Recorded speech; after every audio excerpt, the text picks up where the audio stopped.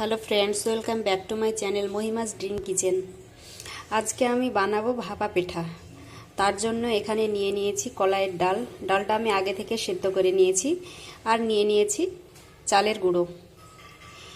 এবার আমি ডালটাকে ভেজে নেব। তার জন্য গ্যাসের চুলায় আমি আগে থেকে একটা কড়াই বসিয়ে দিয়েছি। কড়াইটা গরম হয়ে গিয়েছে। এবার দিয়ে দেব তেল, পরিমাণ মতো তেল দিয়ে দেব। তেলটা গরম হয়ে গেলে দিয়ে দেব কুচানো পেঁয়াজ। তেলটা গরম হয়ে গিয়েছে, এবার কুচানো পেঁয়াজ দিয়ে দেব। আর দিয়ে দেব কাঁচা লঙ্কা কুচানো। দিয়ে সবগুলোকে আমি নাড়াচাড়া করে হালকা ব্রাউন হওয়া পর্যন্ত ভেজে নেব। এইরকম হালকা ব্রাউন করে ভেজে নিয়েছি। এবার এর সঙ্গে দিয়ে দেব আগে থেকে গ্রেট করে রাখা আদা রসুন। আদা রসুনের গন্ধটা চলে যাওয়া পর্যন্ত আমি নাড়াচাড়া করে নেব। আদা রসুনের কাঁচা গন্ধটা চলে গেছে। এবার আমি এক এক করে সমস্ত গুঁড়ো মশলাগুলো দিয়ে দেব। দেব হলুদ গুঁড়ো, জিরে গুঁড়ো, ধনে গুঁড়ো, আর দেব স্বাদ মতো নুন। দিয়ে সবগুলোকে আমি আবার ভালোভাবে নাড়াচাড়া করে নেব। এখানে আমি কোনো রকম জল দেব না। জল না দিয়ে শুকনো শুকনোভাবে পেঁয়াজটাকে আমি ভেজে নেব সমস্ত মশলা দিয়ে। তো সমস্ত মশলাগুলো আমি মিডিয়াম টু লো ফ্লেমে ভেজে নিয়েছি। এবার দিয়ে দেব আগে থেকে সেদ্ধ করে রাখা কলাইয়ের ডাল।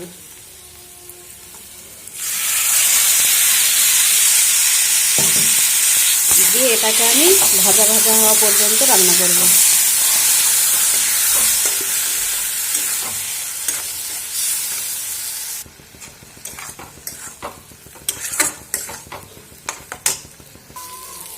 ডালটা এরকমভাবে ভেজে নিয়েছি। এবার এতে দিয়ে দেব ভাজা জিরে গুঁড়ো। দিয়ে কিছুক্ষণ নাড়াচাড়া করে নেব। এবার আমি দিয়ে দেব কুচানো কাঁচা পেঁয়াজ। দিয়ে নাড়াচাড়া করে এটাকে আমি নামিয়ে নেব। তো ডালটাকে এরকমভাবে ভেজে নামিয়ে নিয়েছি। এবার চালের আটাটা ডো বানিয়ে নেব। তার জন্য এখানে একটা জায়গায় আমি কিছুটা জল বসিয়ে দিয়েছি। জলটা গরম হয়ে গেলে চালের আটা দিয়ে ডো বানিয়ে নেব। জলটা ফুটে গিয়েছে। এবার দিয়ে দেব একটু লবণ।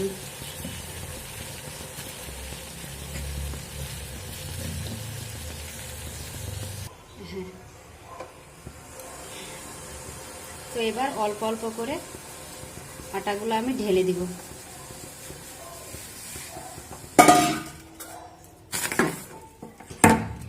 দিয়ে একটা ডো বানিয়ে নেব। এবার এটাকে আমি কিছুক্ষণ ঢাকা দিয়ে রেখে দেব। এবার এটা ঢাকা খুলে দেখে নেব।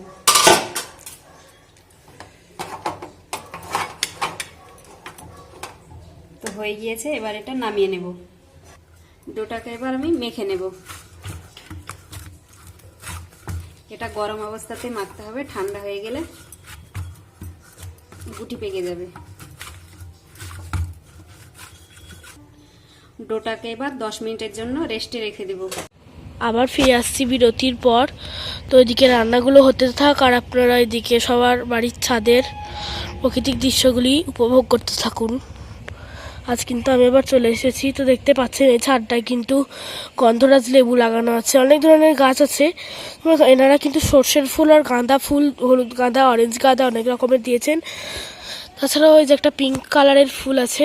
তো অনেক ধরনেরই ফুল আছে। তো এবার চলুন রান্নাটা আবার ফিরে আসছি রান্নাঘরে। তো ফিরে আসলাম 10 মিনিট পর। দেখুন আমি এইভাবে রেখে দিয়েছিলাম। এবার এখান থেকে ছোট ছোট করে লেচি কেটে নেব। লেচি কেটে নিয়ে এইরকমভাবে করে নিয়ে একটা দিস্তা বানিয়ে নেব। তো এইরকমভাবে একটা দিস্তা বানিয়ে নেব।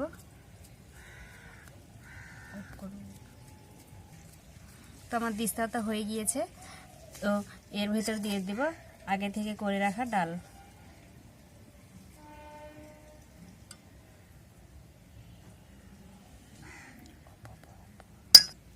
তো ডালটা আমি দিয়ে দিয়েছি, এবার এইভাবে মুখটা বন্ধ করে দেব।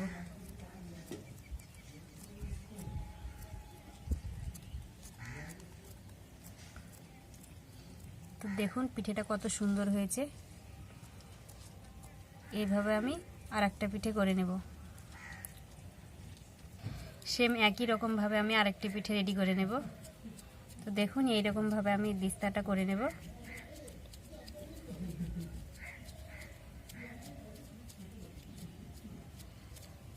এবার দিয়ে দেব এর ভিতরে ডাল।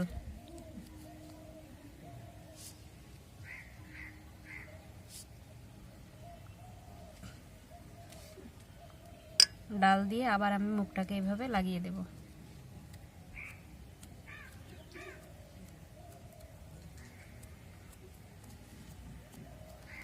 দেখুন আরেকটা পিঠে রেডি হয়ে গিয়েছে।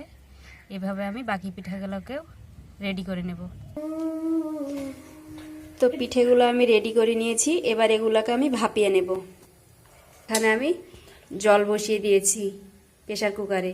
তো আপনারা চাইলে এটা হাঁড়িতেও বানাতে পারেন, হাঁড়ির মুখে কোনো একটা থালা, ঝাঁঝরা থালা দিয়ে করতে পারেন। তো আমি এটা প্রেসার কুকারে করব।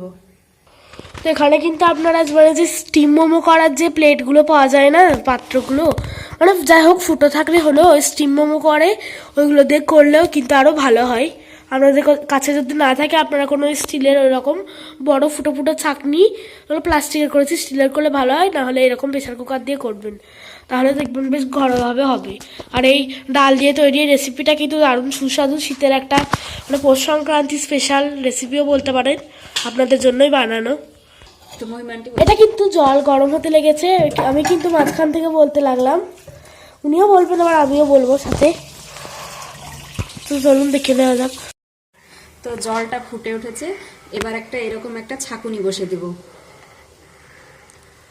ছাঁকুনি দিয়ে পিঠেগুলো আমি সাজিয়ে দেব।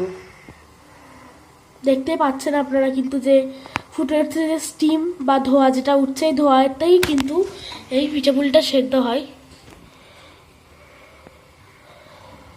তো মাঝে মাঝে আমিও কথা বলবো, স্টিমটা যেন না বেরিয়ে যায় তার জন্য একটা ঢাকা দিয়ে দেব। মাঝে মাঝে উনিও কথা বলবেন, এবার আমিও বলবো, মানে সবাই থাকবে আর কি মিলেমিশে। স্টিমটা যেন না বেরিয়ে যায় তার জন্য এখানে একটা নোড়া চাপিয়ে দিলাম। মানে ভারী কিছু চাপালে হলো, ধোঁয়াটা কিন্তু নাহলে তাও বেরোচ্ছে দেখুন, কিন্তু তুলনামূলকভাবে কম বেরোচ্ছে। এখানে আমরা কোনো মানে শুনে ছেঁড়া কাপড়ও দিয়ে দিতে পারেন জড়িয়ে, তাহলেও হবে, ধোঁয়া কম বেরোবে।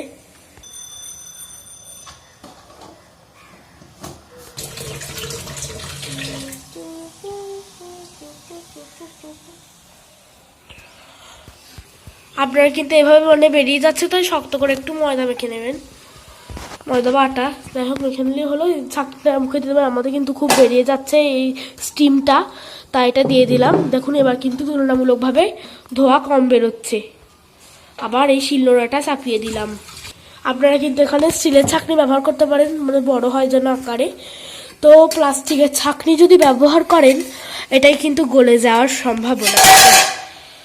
ভাপা পিঠেটা এবার কিন্তু হয়ে গেছে, এবার আমরা নামিয়ে নেব। বলেন। এবার আমি বাকি পিঠেগুলোও একই রকম ভাবে ভাপিয়ে নেব।